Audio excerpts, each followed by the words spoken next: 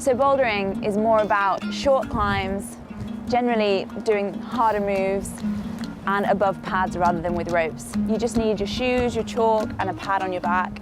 And it's not necessarily about danger, it's not necessarily about endurance, it's about how hard can you climb. People come to the Peak District to climb on the gritstone. It gives a lot of friction because you can get so much back from the rock. So it lends itself to a quite unique style of climbing.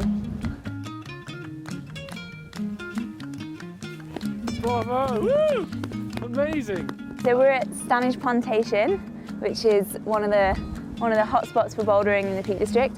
The weather's not great today, it's pretty windy and it's raining a little bit. Whoa! A little bit of wind is nice because it dries the rock up and it keeps, the conditions quite good and the friction quite good, but this level of wind is a little bit much.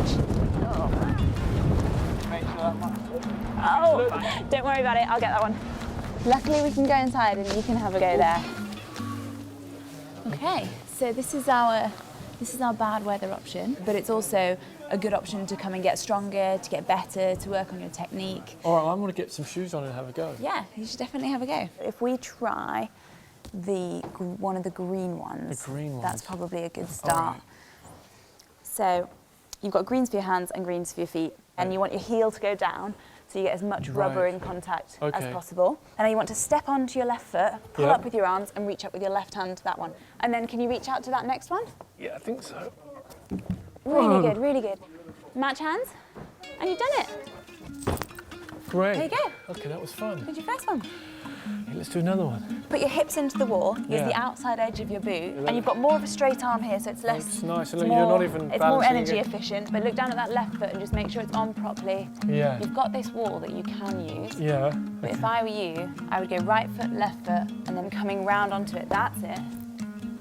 It's fun. It's challenging though. It's hard. It's tough exercise. I mean, I can feel my heart going. That could be because I'm quite unfit, but I think it's also because you're using a lot of your upper body strength to lift your whole body weight to the top of the wall. What about this one? Should we try a steep one? Okay. Step onto that one. Left hand up to that one. That's it. Out to that one. A good foothold behind you.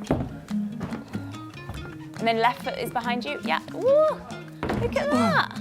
But also there's an intellectual challenge. While you're up there, you're thinking, well, it's like climbing a tree when you're a kid. You're thinking, will that branch take my weight? And now I'll go to that branch and think, oh, I don't want to get stuck there. You're starting to use your feet so much better. Yeah, like, I could feel... Then you did a foot swap on that really nicely. It makes a big difference when you...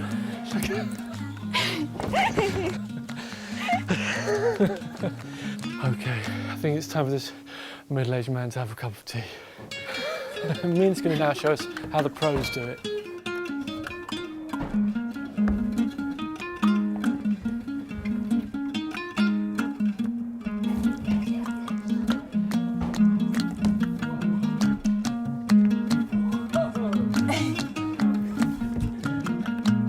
And this is the mecca of it, effectively, right? The Peak District? The Peak District is the mecca, yeah. It's beautiful.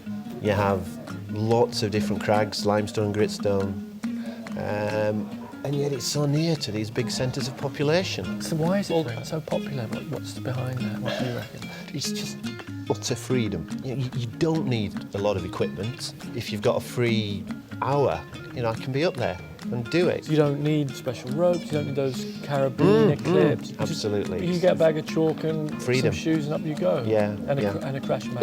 Yeah. It harks back to being a kid. Yeah, it's wonderful. If it keeps you young, then great. Why not?